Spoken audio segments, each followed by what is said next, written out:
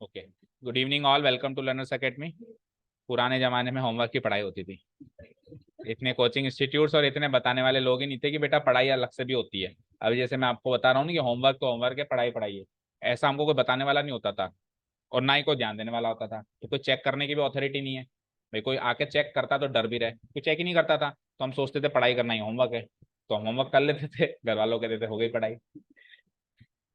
पर ये थे कि थोड़े से सिंसियर थे तो लकीली मार्क्स अच्छे आ गए तो चल रहा था काम। पहले क्या है, आउटसाइड चीजें इतनी नहीं थी जैसे आजकल। इंटरनेट सबसे सबसे बड़ा जो डिस्ट्रैक्टिंग फैक्टर है, इंटरनेट एंड मोबाइल, ये तो था ही नहीं। ये तो था ही नहीं है ना।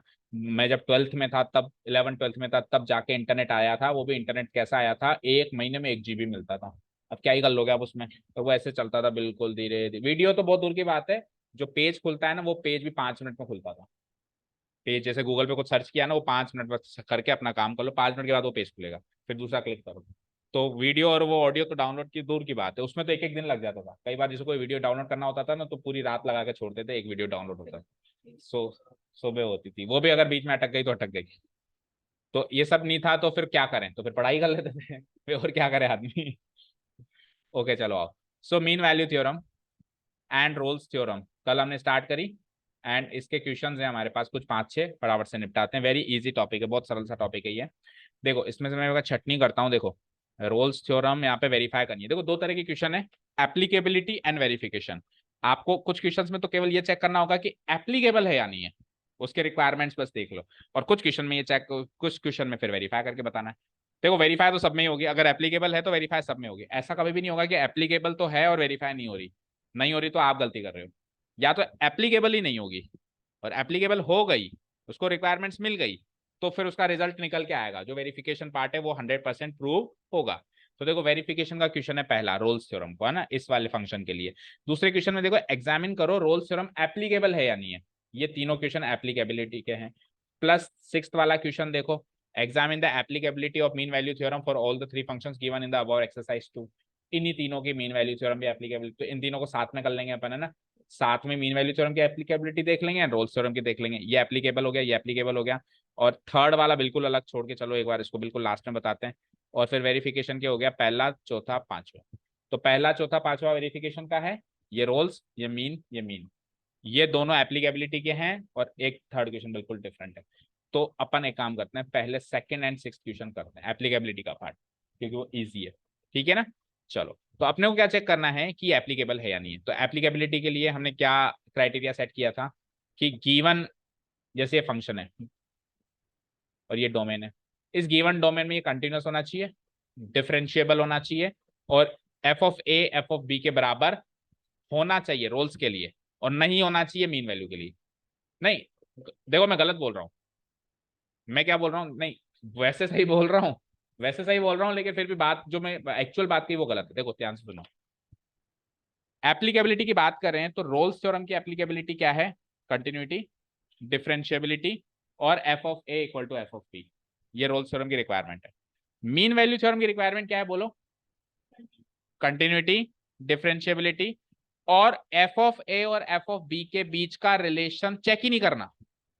इक्वल आ जाए तो भी मीन वैल्यू थ्योरम एप्लीकेबल है, ना आए तो भी मीन वैल्यू थ्योरम है। तो in short I can say कि जिसमें रोल्स थ्योरम एप्लीकेबल होगी इसमें मीन वैल्यू थ्योरम तो एप्लीकेबल होगी होगी। फिर से सुनो, कंटिन्यूटी आ गई, डिफरेंशिएबिलिटी आ गई, इस स्टेज पर मीन वैल्यू थ्योरम एप्लीकेबल।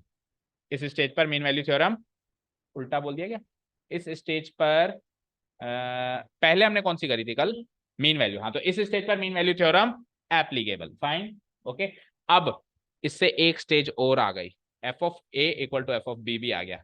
तो अब मीन वैल्यू थ्योरम के साथ साथ रोल्स थ्योरम भी एप्लीकेबल। समझ गए, नहीं समझे अभी भी। मैंने ये कहा था कि एफ ऑफ ए, देखो मेरी बात सुनो, अगर मैं कहूं कि ए इक्वल टू बी है तो वो तो स्पेशल केस है। तो अगर मैं ए इक्वल टू बी करके कोई चीज समझा रहा हूं तो वो तो केवल ए इक्वल टू बी के लिए अप्लाई हो रही है ना। तो मेरे को जनरल चीज सिखानी है तो मैं a not equal to b पे सिखाऊंगा नहीं सिखाऊंगा। तो इसीलिए मैंने mean value theorem f of a not equal to f of b पे सिखाई है, पर वो उसकी रिक्वायरमेंट है ऐसा नहीं है। समझ में आई बात। क्लियर है? जैसे सपोज करो मैंने एक ट्राइंगल की थ्योरम सिखाई, अब मैं ट्राइंगल की थ्योरम इक्विलेटरल ट्राइंगल में सिखा रहा हूँ, तो सही कर रहा हूँ क्या?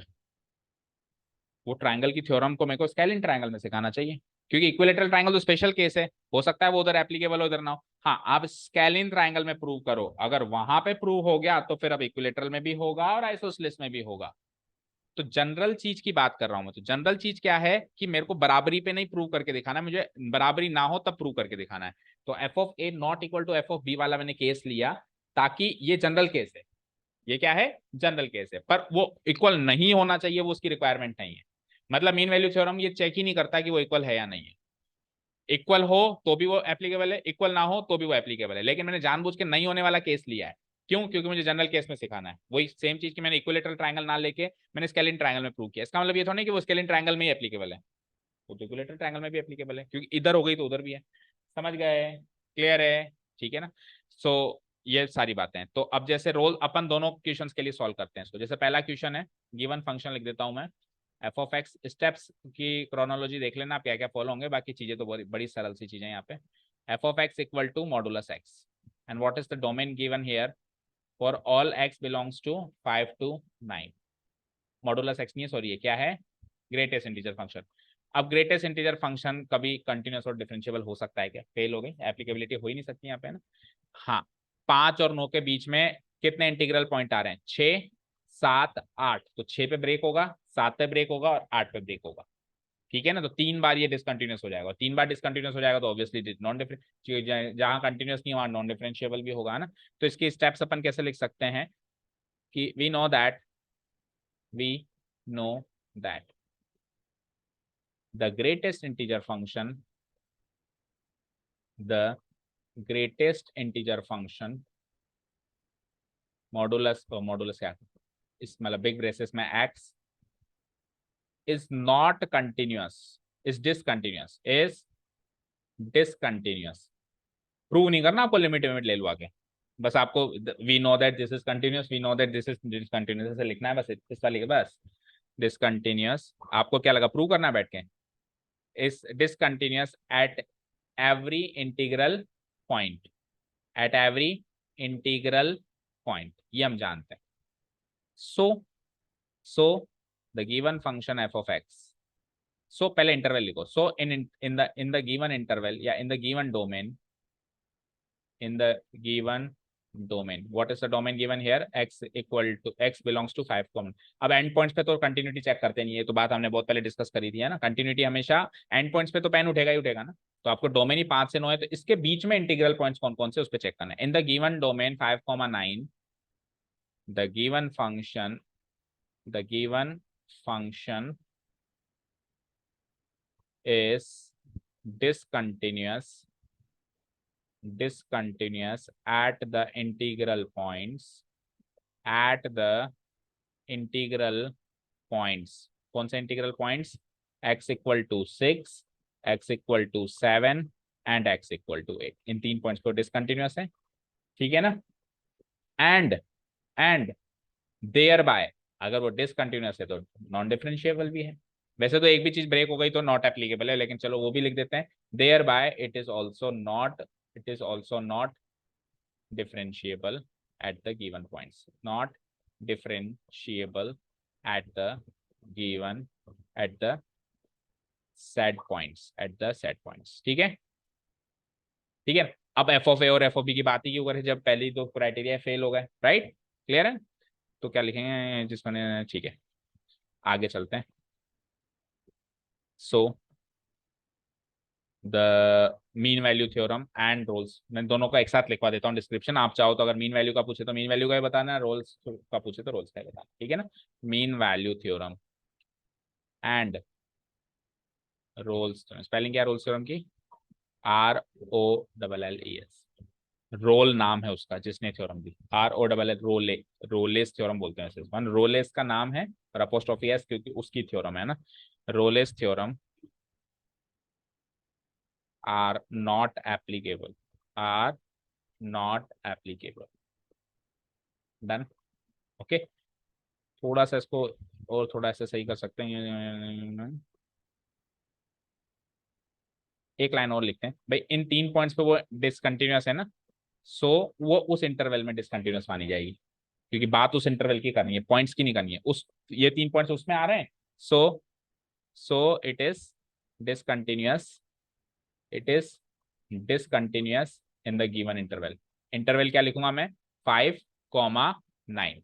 और फिर डिफरेंशिएबिलिटी जब मैं लिखूंगा तो फिर ओपन इंटरवल में लिखूंगा, है ना। Thereby it is also not differentiable in, interval लिख दो सीधे, है ना। It is also not differentiable in open interval 5,9। सीखा था ना कल कि डिफरेंशिएबिलिटी की बात ओपन इंटरवल में करेंगे, कंटिन्यूटी की बात क्लोज इंटरवल में करेंगे। ठीक है, इसमें और इसमें दोनों ये हो गया, इसलिए एप्लीकेबल नहीं। डन। ओके, सेकेंड वाला क्वेश्चन देखो, इसमें वही मॉडुलस एक्स है और अब की बार -2 से 2, तो -2 के से 2 के बीच में अगर कोई इंटीग्रल पॉइंट फंसता है तो नॉट एप्लीकेबल। फंस रहा है, कौन कौन सा बच रहा है, -1 एंड 0 एंड 1, -1 0 एंड 1, तो बस और कुछ नहीं है यहाँ पे, ये बस डोमेन वोमेन चेंज कर लेना, हो जाएगा ये भी। ठीक है, एप्लीकेबिलिटी में तो इतना ही करना, अभी वेरिफिकेशन में फिर बात करेंगे, जब एप्लीकेबल होगा तो वेरीफाई करेंगे ना उसको। ठीक है ना, रिक्वायरमेंट्स तो मिले उसको पूरी, है ना। तो यहाँ पे भी नॉट एप्लीकेबल हो जाएगा, समझ में है यहाँ। ठीक है, और हाँ बताओ फिर ये एप्लीकेबल कब होगा। मान लो ऐसा होता 5 से लेकर 5.9, अब कोई इंटीग्रल पॉइंट नहीं है बीच में, तो इंटीग्रल पॉइंट नहीं है तो फंक्शन ब्रेक नहीं होगा, तो अब कंटिन्यूअस है, अब डिफरेंशिएबल है। तो अब इस जगह पे आके आप इसको अप्लाई करके वेरीफाई करा सकते हो। समझ में आ गई बात, क्लियर है ना। ठीक है, चलो नेक्स्ट देखो, एक तीसरा और रह गया, सॉरी। x² - 1 polynomial function. अब पॉलिनोमियल, ये कैमरा क्यों नहीं चल रहा।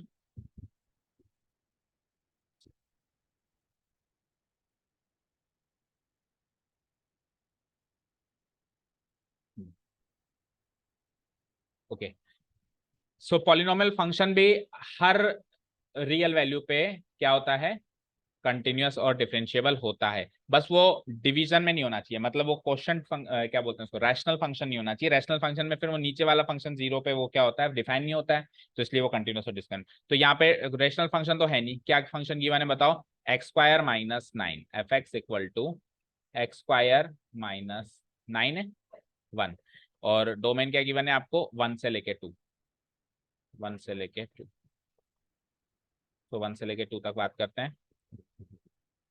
सो we know that greatest integer function की जगह लिखते हैं ना कि पॉलिनोमियल फंक्शन, ये पॉलिनोमियल फंक्शन है। तभी तो मैंने फंक्शंस की चैप्टर में आपको बहुत फोकस करवाया कि आपको फंक्शन की पहचान करनी आनी चाहिए। ठीक है ना, प्रेजेंटेशन तभी बन पाएगा। We know that the polynomial function, we know that any polynomial function is continuous at every, is continuous, is continuous at every real number, at every real number, या at every point, at every point belongs to R, R मतलब real number. ठीक है नहीं, हमको पता है। सो in the given domain भी वो कंटिन्यूअस होगा, होगा ही होगा, इसमें भी होगा। So in domain 1,2 the given function is continuous, इस ये वाली लाइन तो लिखने की जरूरत ही नहीं है ना, ये वाली लाइन लिखने की जरूरत ही नहीं है, सीधे क्या लिखेंगे हम, सो इट इज कंटिन्यूअस इन जो भी डोमेन दे रखी है। मैं क्लीन कर देता हूँ, एक बार साफ लिख देता हूँ। भाई वो तो डिसकंटिन्यूअस था, तो डिसकंटिन्यूअस कहाँ कहाँ था वो भी बता दिया अपन ने, और फिर फाइनली कह दिया कि इस पॉइंट पे ये डिसकंटिन्यूअस है, तो ओवरऑल डोमेन में वो डिसकंटिन्यूअस माना जाएगा। लेकिन ये तो कंटिन्यूअस है ना, तो उसका थोड़ा ना कंटिन्यूटी का एक एक पॉइंट बताएंगे, तो सीधे डोमेन में क्लियर करेंगे कि हाँ इस डोमेन में वो क्लियर है ना। So in the given domain it is continuous, it is continuous in 1,2। ठीक है, also we know that a polynomial function is differentiable everywhere, वो बात भी लिखनी पड़ेगी, क्योंकि क्या था पिछली बार तो कंटिन्यूअस नहीं था तो कुछ लिखना ही नहीं पड़ा, नॉट कंटिन्यूअस है तो नॉन डिफरेंशिएबल है। लेकिन अब की बार कंटिन्यूअस है, तो कंटिन्यूअस होने के बाद भी नॉन डिफरेंशिएबल हो सकता है। फंक्शन कंटिन्यूअस होने के बाद भी नॉन, जैसे मॉडुलस फंक्शन कंटिन्यूअस होता है लेकिन फिर भी नॉन डिफरेंशिएबल होता है ना, तो कंटिन्यूअस तो प्रूव हो गया, लेकिन फिर भी तो वो नॉन डिफरेंशिएबल हो सकता है। तो फिर जैसे ऊपर लिखी ना वी नो दैट वाली लाइन, तो फिर इधर भी हमको लिखनी पड़ेगी also we know that, also we know that a polynomial function is, a polynomial function is differentiable, is differentiable at every point, at every point belong to R। ठीक है ना, so it is also differentiable in ये वाले domain लिख देना, open interval में लिखना लेकिन 1, ठीक है ना। So the mean value theorem and Rolle's theorem are both applicable नहीं, मीन वैल्यू थ्योरम तो एप्लीकेबल है। अब रोल्स थ्योरम के लिए एफ ऑफ ए और एफ ऑफ बी इक्वल है या नहीं वो चेक करना है, समझे क्या, समझे। देखो कंटिन्यूटी और डिफरेंशिएबिलिटी प्रूव होते ही मीन वैल्यू थ्योरम एप्लीकेबल है। अब एफ ऑफ ए और एफ ऑफ बी बराबर है तो साथ में मीन वैल्यू थ्योरम तो एप्लीकेबल थी ही सही, अब रोल्स थ्योरम भी एप्लीकेबल। समझ गए, क्लियर है। सो मैं इस स्टेज पर आके क्या लिखूंगा, सो the mean value theorem is applicable, ये नॉट डिफरेंशिएबल नहीं होगा, सो the mean value theorem is applicable. Done. अब आप रोल्स थ्योरम एप्लीकेबल है या नहीं है वो करने के लिए फर्दर, एक्चुअली हम दो क्वेश्चन को मर्ज करके कर रहे हैं ना, फर्दर एफ ऑफ ए और एफ ऑफ बी यानी एंड पॉइंट्स, तो f of 1 and F of 2 ये दोनों निकालते हैं और दोनों अनइक्वल निकलेंगे। एफ ऑफ 1 निकालो तो 1 का स्क्वायर -1 यानी कि, एंड 2 का स्क्वायर -1 यानी कि 3। ये पता है कब होता है, -1 और 1 पे ये एप्लीकेबल हो जाते हैं, क्योंकि 1 का स्क्वायर और -1 का स्क्वायर दोनों सेम होता है ना, ठीक है, इक्वल टू 3। तो here here f of 1 is not equal to f of 2, so Rolle's theorem is not applicable, so Rolle's theorem is not applicable। Done, खत्म ये क्वेश्चन एप्लीकेबिलिटी वाला, इट्स नॉट एप्लीकेबल। कर लोगे अनुष्का, आप पे ज्यादा फोकस है क्योंकि इनके तो कोर्स में ही नहीं है, ठीक है, बार बार फ्लक्चुएट कर रहा है आज।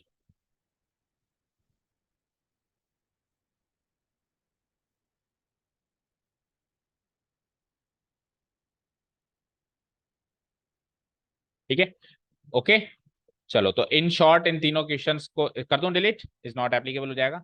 तो मुझे बताओ तीनों क्वेश्चंस में mean value theorem not applicable,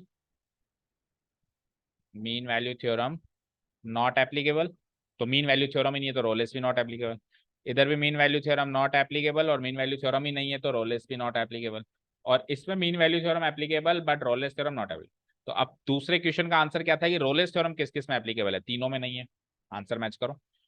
और छठा क्वेश्चन क्या था कि मीन वैल्यू थ्योरम किस किस में एप्लीकेबल है, तो थर्ड में एप्लीकेबल है, फर्स्ट और सेकंड में नहीं है।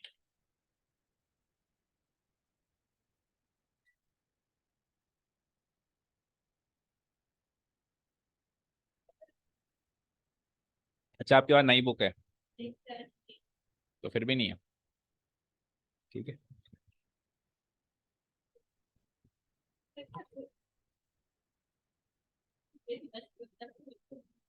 चलो फर्स्ट सेकंड एंड सिक्स्थ हो गया ना।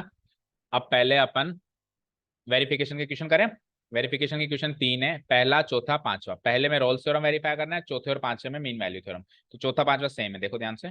तो मैं आपको चौथा होमवर्क देके पांचवा करवा दूंगा ना, पांचवा थोड़ा सा फर्दर है, ठीक है ना।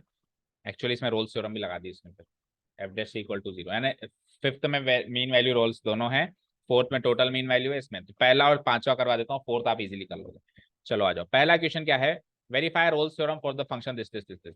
अब जब वो उसको क्या कह रहा है, जब वो वेरीफाई करवा रहा है तो आपको एप्लीकेबिलिटी भी लिखनी है।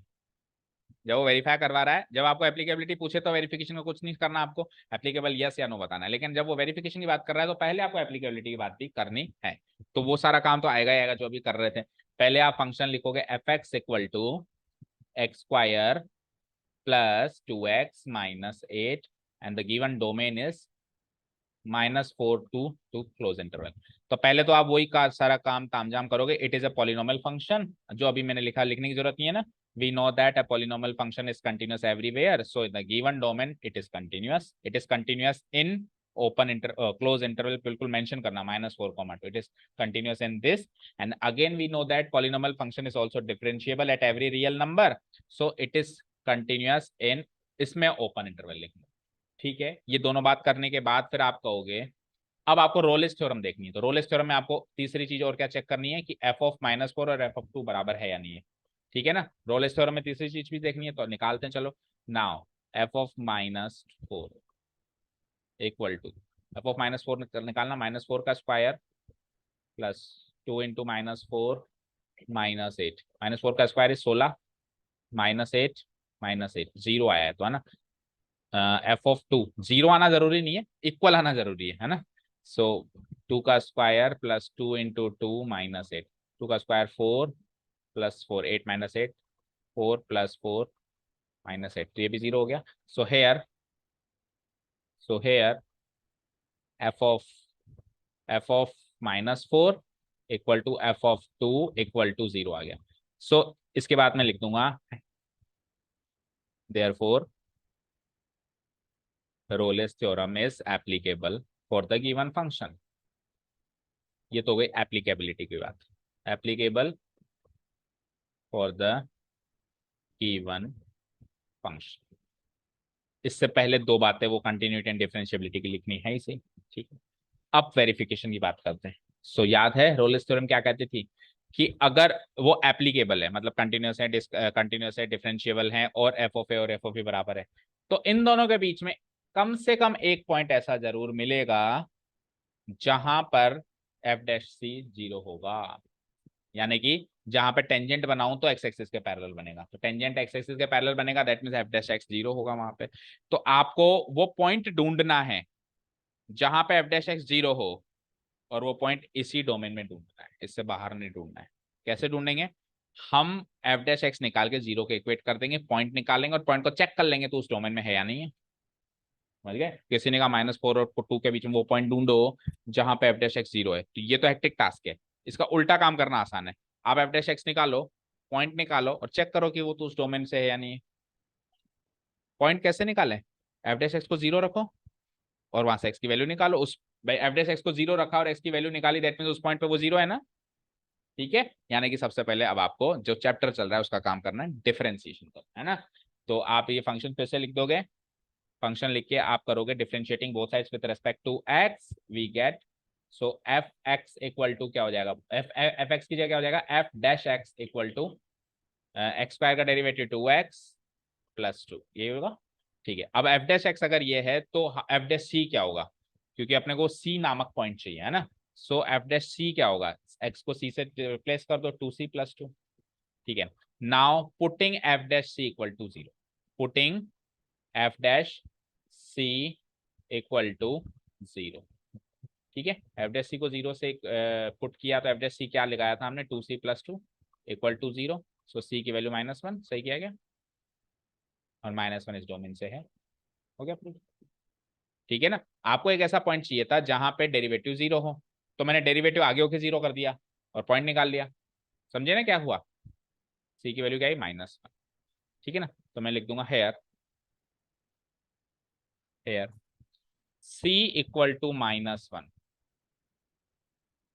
ठीक है ना, या फिर here minus one belongs to, अच्छा इस डोमेन से होना चाहिए और डोमेन में ओपन इंटरवल से होना चाहिए, minus four comma two gives, ये वाला point gives f dash c equal to zero.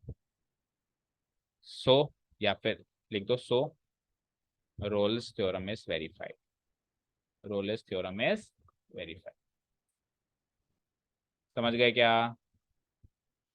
अच्छा, ऐसे दो पॉइंट भी निकल सकते हैं, जैसे अभी तो एक ही निकला, ऐसे दो भी निकल सकते हैं। दोनों जो निकलेंगे, जैसे दो निकले, उनमें से या तो दोनों इस डोमेन से होंगे या कम से कम एक तो होगा। कुल मिला के बात इतनी है।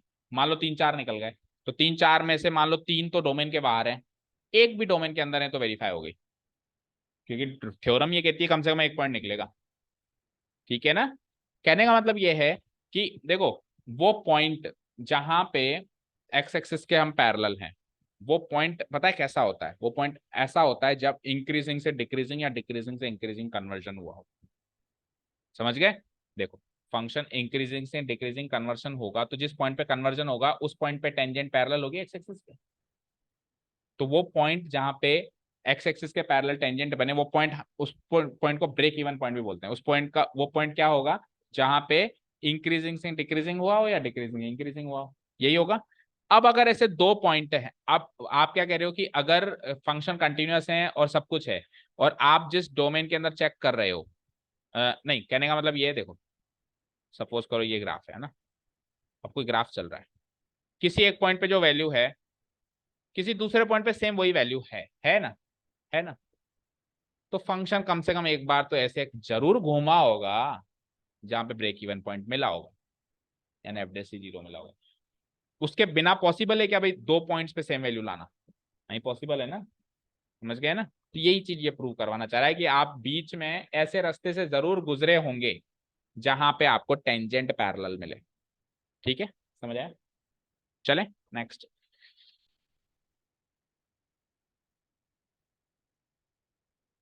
अब मीन वैल्यू थ्योरम का फिफ्थ वाला कर दें। फिफ्थ वाला क्या कहता है कि ये है polynomial function given in the interval a comma b, जहाँ पे ए उसने दे दी 1 और बी दे दी 3, तो एक तरीके से 1,3 हो गया, घुमा फिरा के बात कर रहा है फालतू। ठीक है ना? चलो गिवन फंक्शन लिख देते हैं अपन। देखो प्रैक्टिकली स्पीकिंग इसमें से कुछ क्वेश्चन नहीं आता। ठीक है, हाँ नहीं आता। ठीक है, और गिवन क्या है, x belongs to a comma b और ए की वैल्यू 1,3। ठीक है, सो एप्लीकेबिलिटी का काम आप करेंगे। ठीक है ना? और मीन वैल्यू थ्योरम की एप्लीकेबिलिटी देखनी है, तो मीन वैल्यू थ्योरम की एप्लीकेबिलिटी में आपको एफ ऑफ ए और एफ ऑफ बी इक्वल है या नहीं ये चेक ही नहीं करना, आपको तो केवल और केवल कंटिन्यूअस एंड डिफरेंशिएबल वाली बात लिखनी है, वो फॉर्मेलिटी वाली लाइन लिख दोगे, लिख देना फिर mean value theorem is applicable. Polynomial function differentiable everywhere, continuous everywhere, given open close interval में कंटिन्यूअस, गिवन ओपन इंटरवल में differentiable, so mean value theorem is applicable here. अब उसकी वेरिफिकेशन की बात करते हैं, तो वेरिफिकेशन के लिए वही differentiating both side with respect to x, we get f dash x equal to x cube का 3x², 5x² का 10x, 3x का 3, हो गया इतना काम। अब एफ डैश एक्स अगर ये है तो एफ डैश सी क्या होगा, 3c² माइनस 10c-3। अब इसको जीरो नहीं रखना, वो रोल्स थ्योरम में रखते थे वो रोल्स थ्योरम में रखते थे। यहाँ पे एफ, अब उसके सीकेंट के उससे मैच करना चाहिए, क्या कहते हैं, स्लोप से।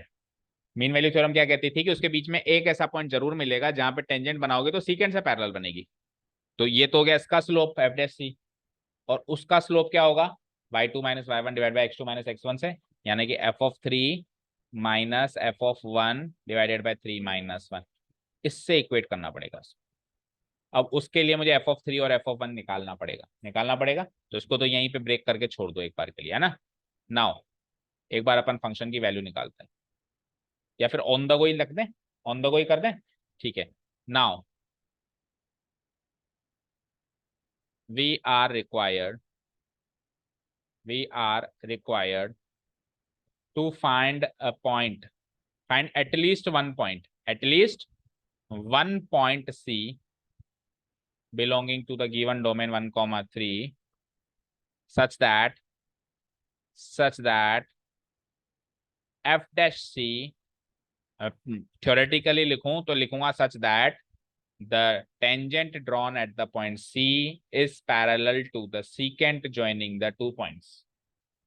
थ्योरेटिकली लिखूं, और प्रैक्टिकली लिखूं मतलब मैथमेटिकली लिखूं तो क्या लिखूंगा, f dash c equal to f of b minus f of a divided by b minus, ये सीकेट का स्लोप है y2 minus y1 divide by x2 minus x1, और वो उसके टेंजेंट का स्लोप है। टेंजेंट का स्लोप तो डेरिवेटिव ही होता है।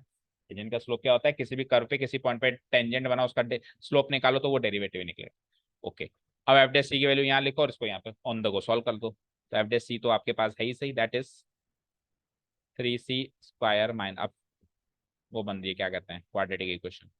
एफ ऑफ बी निकालना है बेटा, तो एफ ऑफ एक्स, बी और ए की वैल्यू भी लिख दो, चलो इसके आगे लगे, F of 3 minus f of 1 divide by 3 minus, अब एफ ऑफ 3 की वैल्यू रखनी है तो 3 उधर पुटअप करूंगा, 3 का क्यूब, देन माइनस 5 इंटू 3 का स्क्वायर, देन 3 इंटू 3, ये तो है पूरा F of 3, minus f of 1 पे आओ तो 1 का क्यूब माइनस 5 इंटू 1 का स्क्वायर माइनस 3 गुणा 1, और 3 माइनस 1 2 हो ही गया। आगे बढ़ते हैं, सो 3c² माइनस 10c-3, चाहो तो ये काम आप पहले से अलग से सॉल्व करके आ सकते हो, स्लोप ऑफ सीकेंड अलग से निकाल सकते हो। ठीक है, 3 का क्यूब 27, 3 का स्क्वायर 5 जा माइनस 3 3 जा 9, 1 का cube 1, minus minus plus 5, minus minus again plus 3। ठीक है, डिवाइडेड बाय 2, सॉल्व करो। सो कुछ कटा है क्या, नहीं कटा, जोड़ दो चलो, 27 और 3 30, 30 और 5 35, 35 में से 45 घटाओ, -10, ठीक है, -10, और ये -10 और मिला ना, देखो 27 और 3 क्या हुआ बताओ, 30, 30 + 5 35, 35 में से 45 घटाया तो -10, और ये दोनों मिलके अगेन -10, तो -10 -10 -20, -20/2, दैट मीन्स -10। अगली स्टेप में -10 को इधर ले आए तो क्वाड्रेटिक इक्वेशन कंप्लीट हो जाएगी, 3c² - 10c + 10 हो जाएगा, तो 10 - 3 + 7 = 0। क्वाड्रेटिक इक्वेशन सॉल्व करोगे तो c की वैल्यू निकलेगी, बताओ क्या निकलेगी। अब आप क्वाड्रेटिक इक्वेशन सॉल्व कर देना, करवाओ। 3c², बोलो क्या लिखूं, -3c + 7c + 7, सही किया। -3 और 7 -10 होते हैं, नहीं कहाँ सही किया हूँ, -3 -7 होगा ना, अब सही है, -3 क्योंकि +21 चाहिए ना, प्रोडक्ट +21 चाहिए, तो -3 गुना -7, तो -3 और -7 में ब्रेक हुआ है, इसका मतलब सी की वैल्यू +3 और +7 आएगा, ये तो अपने शॉर्ट ट्रिक्स कई बार करिए ना। अब देखो दोनों में से एक तो एटलीस्ट इसमें से मिला क्या, नहीं मिला, गलती है कुछ ना कुछ, क्योंकि ऐसा हो ही नहीं सकता कि एप्लीकेबल ना हो। देखो 3 एंड पॉइंट है, एंड पॉइंट थोड़ा ना मिलेगा कभी, उसके अंदर का मिलेगा, तो चेक करो, फिर से चेक करो, फिर तो 3 का क्यूब किया 27, 3 का स्क्वायर 9 5 45, देन 3 3 जा 9, फिर 1 का क्यूब किया plus plus 27 + 3 35, -10 -20 divide by 2 -10 + 10 10 - 3 7, sorry, ये शॉर्ट ट्रिक आखिरी में गलत किया, ज्यादा दूर नहीं गए हम। देखो ये शॉर्ट ट्रिक मार गई हमको, c = 3/3 भी होगा, ऐसे डिवाइड भी तो करते हैं, 3/3 1, और 7/3 क्या होगा, 7/3। शॉर्ट ट्रिक क्या कहती है कि जिन दो पार्ट्स में आपने तोड़ा है उसका पहले तो साइन बदलो, और फिर a से डिवाइड भी तो करो,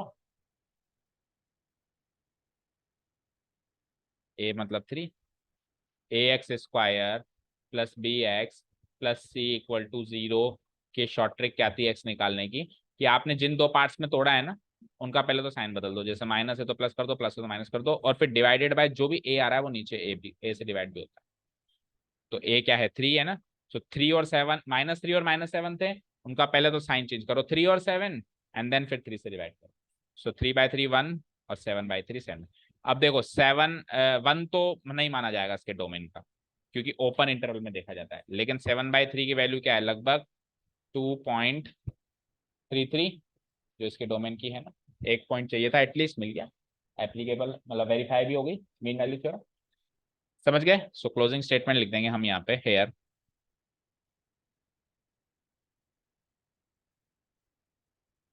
हेयर कौन सी वैल्यू लेंगे हम, c = 7/3,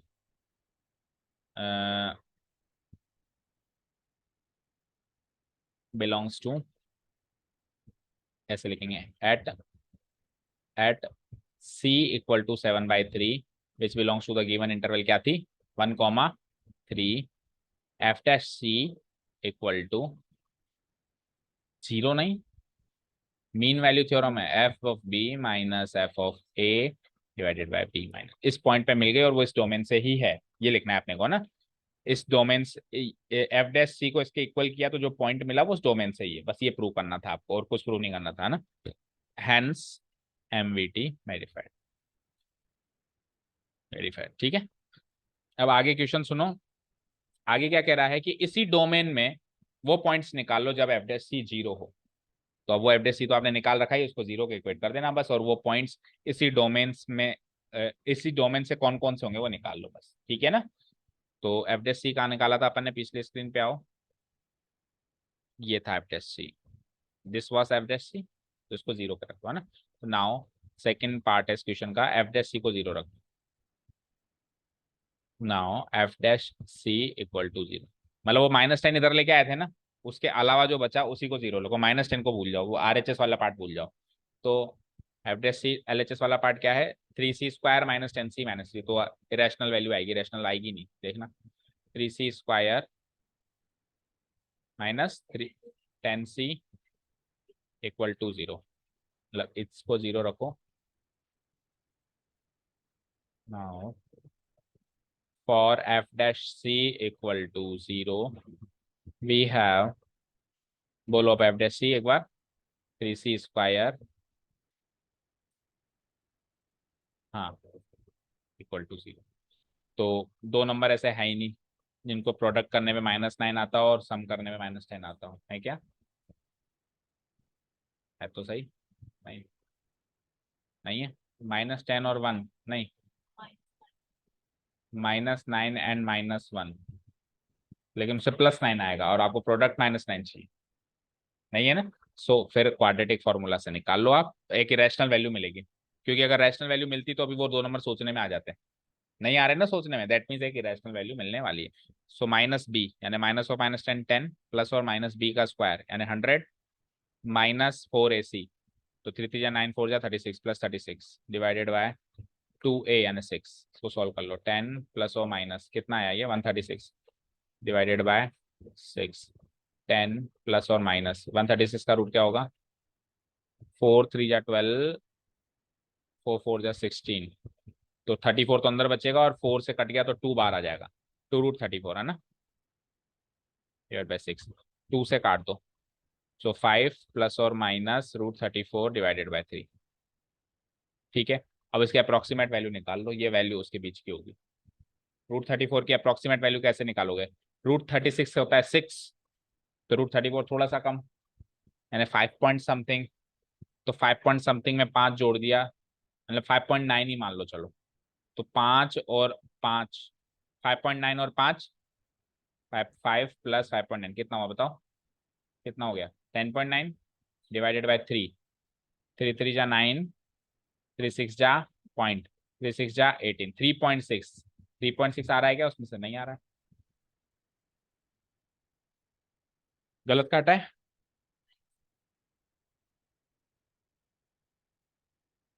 2 से काटा है ना तीनों को, 2 से 5 टाइम्स, 2 से 3 से, 2 को कॉमन लेके 6 से काट दिया ना, मतलब तीनों टर्म्स को 2 से काट दिया ना, ठीक है, ये तो क्लियर हो गया ना, यहाँ से यहाँ कैसे है। अब √34 को 5.9 मान लिया फिलहाल, क्योंकि √36 6 होता है, तो 5 पे 5 जोड़ा तो कितना आया 10.9, 10.9 को 3 से डिवाइड किया तो कितना है लगभग 3 पॉइंट्स, तो 3 को क्रॉस कर रहा है, दैट मीन्स ऐसा कोई पॉइंट है ही नहीं है एफ डैश सी जिस 0 लगाते हैं अपन उस वाले डोमेन में, यानी रोल्स थ्योरम यहाँ पे एप्लीकेबल नहीं है। ठीक है, तो मीन वैल्यू थ्योरम एप्लीकेबल होना रोल्स थ्योरम के एप्लीकेबल होने की गारंटी नहीं है, और पता है क्यों नहीं है यहाँ पे रोल्स थ्योरम एप्लीकेबल, क्योंकि f of b f of a के बराबर नहीं है, वो तो तभी होती है जब वो बराबर अलग अलग आए थे ना, एफ ऑफ बी की वैल्यू अलग आई थी एफ ऑफ बी, तो आप देखो फिर ऐसा पॉइंट हम ढूंढने गए तो उस डोमेन से नहीं मिला ना। सो मैं इसका कंक्लूजन कैसे लिखूंगा इतना करने के बाद, so here there is no such point, there is no such point C which belongs to the given interval 1 comma 3 for which f dash c becomes 0। अब उसने वो कहा नहीं है पर मैं लिख देता हूं, सो रोलेस थ्योरम नॉट वेरीफाइड। अब नॉट वेरीफाइड इसलिए हुई क्योंकि एप्लीकेबल ही नहीं थी, अगर एप्लीकेबल होगी तो वेरीफाई होगी, एप्लीकेबल क्यों नहीं थी, and it is because, verified भी इसलिए नहीं हुई, it is because f of a is not equal to f of b, so it was not applicable, it was not applicable, तो एप्लीकेबल ही नहीं है तो वेरीफाई भी नहीं होगी। ठीक है, क्लियर है सारी बात। अब क्या बचता है हमारे पास, एक क्वेश्चन बचता है, इसका एक मीन वैल्यू थ्योरम का पार्ट वो कर लोगे आप होमवर्क, एफ ऑफ बी और एफ ऑफ ए बताओ, एफ ऑफ बी बताओ, 4 रखो यहाँ पे, 4 का स्क्वायर 16, 4 4 जा 16 -3, ये तो गया f of b, minus f of a करना 1 -4 -3 divided by b minus a यानी 4 -1 3, 16 से 16 गया -3 और -1 -7 -6 +6 डिवाइडेड बाय 3, 6 -3 3/3 यानी कि 1, 3/3 यानी कि 1, ये तो हो गया स्लोप ऑफ सीकेंट। अब स्लोप ऑफ टेंजेंट के लिए इसको डिफरेंशिएट करना पड़ेगा। स्लोप ऑफ सीकेंड तो बना गया, स्लोप ऑफ टेंजेंट के लिए इसको करो 2x-4 एफ डैश एक्स, उसके हिसाब से 2c -4 को उधर क्या आया था, बनाया था, सो इक्वेट कर दूंगा मैं। सो क्या हो जाएगा 2c बराबर 5, c बराबर 5/2 यानी कि 2.5। चेक करो उस इंटरवल में है, बिल्कुल है, 1 से 4। ठीक है ना, वेरीफाई। क्योंकि f of b f of a के बराबर नहीं आया तो मीन वैल्यू थ्योरम वेरीफाई हो गई, एप्लीकेबल भी थी, वेरीफाई हो गई। ठीक है ना, डन। चलें आगे। अब क्वेश्चन नंबर 3 बचता है ओनली। क्वेश्चन की लैंग्वेज थोड़ी सी मुश्किल है, बाकी क्वेश्चन ये उससे भी सरल है। इन सारे मैं अलग से इसलिए नहीं लिया कि ये मुश्किल है, ऐसा मतलब नहीं मुश्किल है, अलग से इसलिए लिया है क्योंकि ये उससे भी सरल है, पर पैटर्न डिफरेंट है ना। तो क्या कह रहा है, एक फंक्शन है जो यहाँ से यहाँ डिफाइन है, इसका मतलब क्या हुआ, ये डोमेन है और ये रेंज है। यहाँ पे आर का मतलब रेंज से नहीं है, रियल नंबर है, मतलब इसकी रेंज एनी रियल नंबर है। यहाँ पे इसकी रेंज एनी रियल नंबर है। रेंज को कभी भी आर से डिनोट नहीं कराते, रेंज को रेंज ही लिखते हैं। ठीक है, ना ही कभी डोमेन को डी से डिनोट कराते हैं, उसको लिखते हैं डोमेन पूरा, है ना। ठीक है, सो इनपुट्स में -5 से 5 ही नंबर लेने हैं, आउटपुट में कोई भी आंसर आ सकता है। अब वो आगे होके बता रहा है कि वो डिफरेंशिएबल है, क्यों भाई, बाकियों में क्यों नहीं बताया उसने, और इसी में क्यों बता रहा है, सोचो जरा।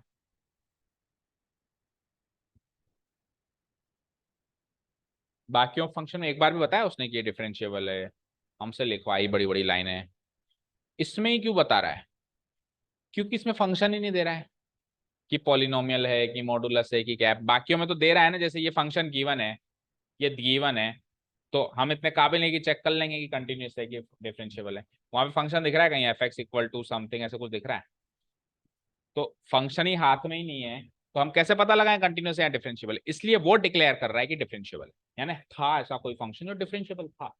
समझ गए सर, कंटिन्यूस तो बताया नहीं, डिफरेंशिएबल है तो कंटिन्यूस हो गए। डन।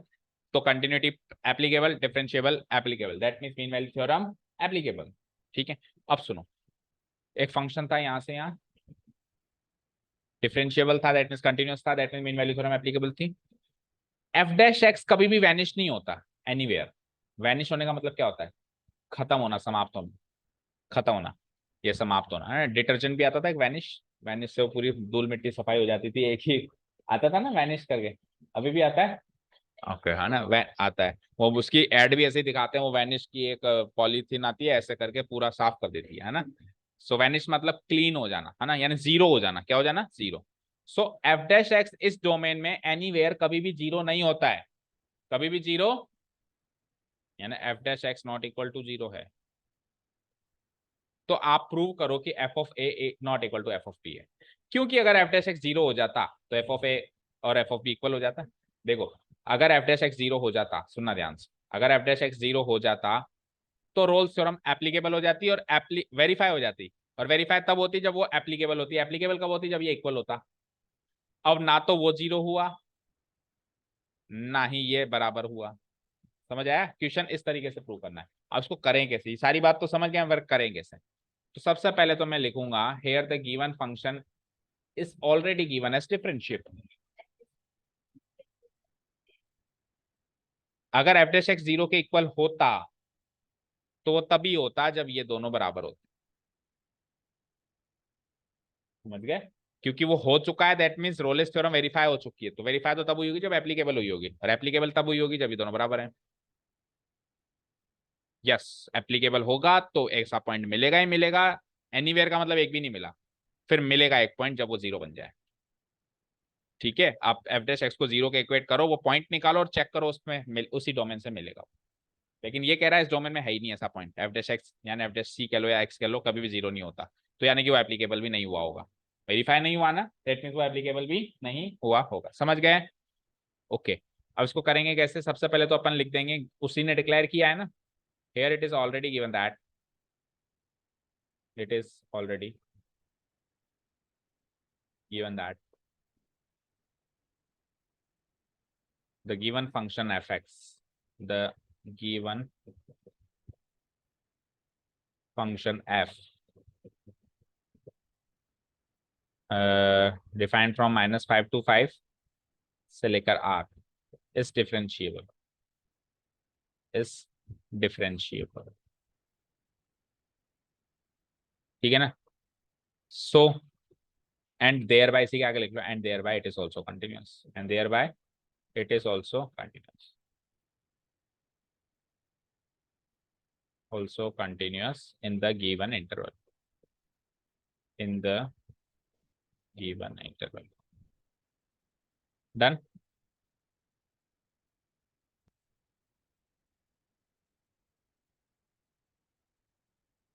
अब नाउ एफ डैश एक्स कभी भी जीरो नहीं बनेगा, तो एफ डैश एक्स की वैल्यू ही नहीं है मेरे पास जीरो बनाने के लिए, मतलब एफ एक्स ही नहीं है, तो मैं एफ डैश एक्स कैसे निकालू।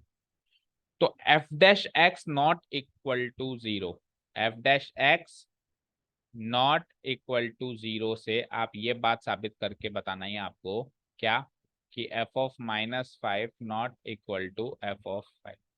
ठीक है, अब वो कैसे करें। तो देखो यहां तक आपको ये बात तो पक्की है कि मीन वैल्यू थ्योरम एप्लीकेबल है, इस पॉइंट तक तो मैं लिख दूं वो वाली बात।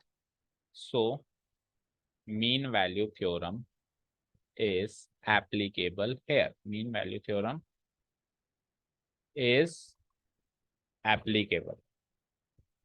अब जब मीन वैल्यू थ्योरम एप्लीकेबल होती है तो वहां से क्या पता चलता है, वहां से ये पता चलता है कि एक पॉइंट ऐसा जरूर है माइनस फाइव और फाइव के बीच में, है ना, देयर एग्जिस्ट, या फिर लिख सकता हूं देयर एग्जिस्ट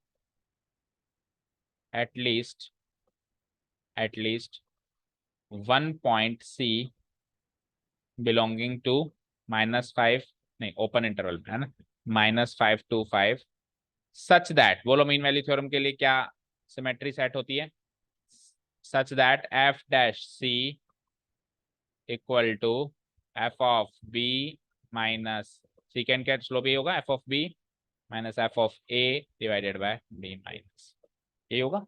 ठीक है, अब एक बार एफ डैश सी को तो एफ डैश सी रहने दो, चेंज ही मत करो, f of b minus f of, तो बी और ए तो पता है ना आपको क्या है, f of minus five minus f of a, नहीं उल्टा कर दिया, f of five minus f of minus five divided by b minus a, करना जरा फाइव माइनस माइनस फाइव, जो कि नेक्स्ट स्टेप में सॉल्व होके हो जाता है f of five minus f of minus five divided by ten.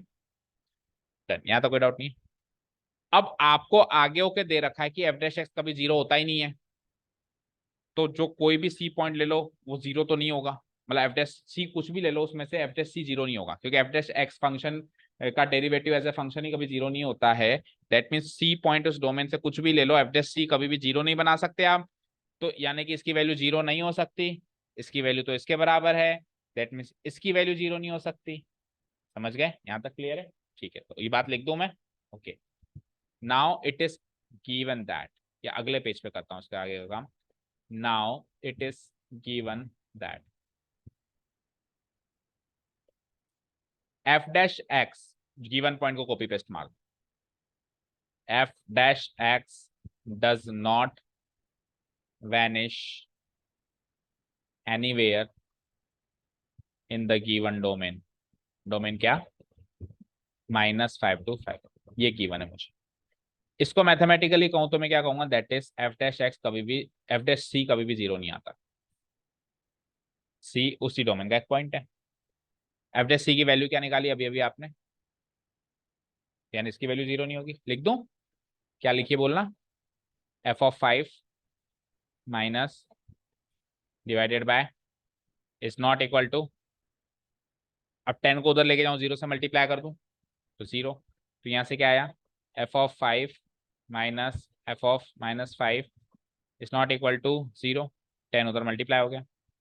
अब ये वाली क्वांटिटी को उधर लेके जाऊं तो माइनस का उधर जाके क्या हो जाएगा, प्लस, तो f of five not equal to proved,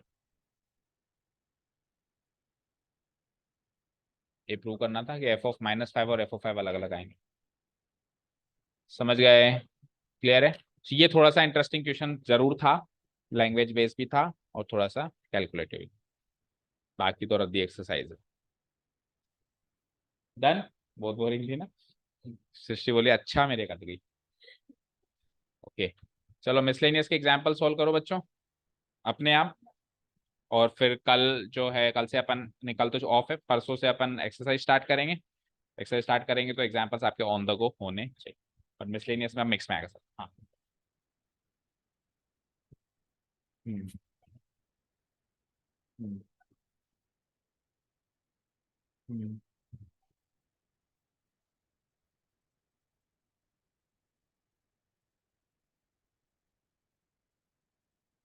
अच्छा, माइनस हाफ आ जाएगी, माइनस हाफ आ जाएगी, ठीक है।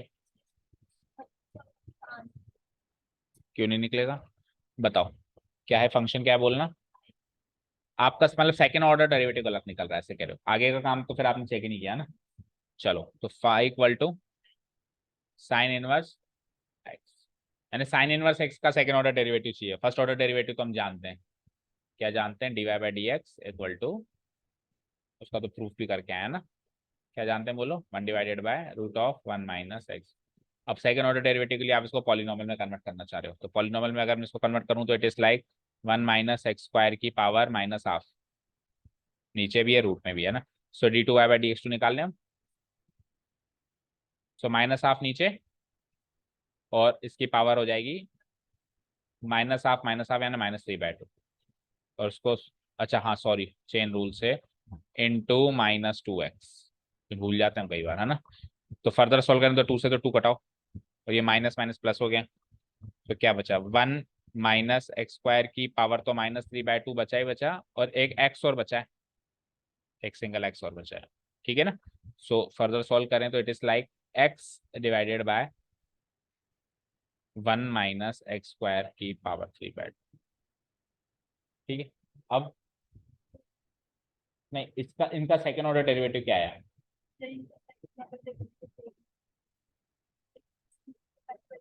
हम्म।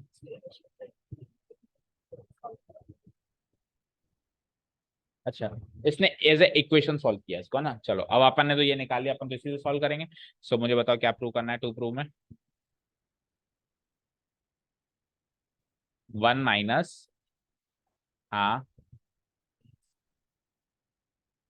इंटू सेकेंड ऑर्डर डेरिवेटिव, उसको लिख दूं मैं, x divided by one minus x square की पावर 3/2, फाइन। आगे बोलो, minus x only into first order derivative में वो लिख दूं, क्या ये, या ये लिख दूं, है ना। तो one divided by root one minus x square, तो बहुत हो ही गया है, तो देखते ही हो गया, नहीं हुआ, देखो ध्यान से, ये पावर 3/2 है, ये पावर वन है, तो आधी पावर नीचे रह गई, 3/2 -1 किया था भाई।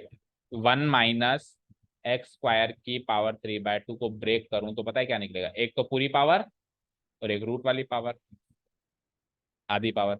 So one minus x square से तो पूरी पावर कट गई, तो रूट बचा only, x divided by one minus x square का रूट बचा, उधर भी तो वही है, सेम सेम शक्ल आ गई, जीरो, ये तो सेम सेम शक्ल आ गई ना, इधर मिस्टेक कर गई।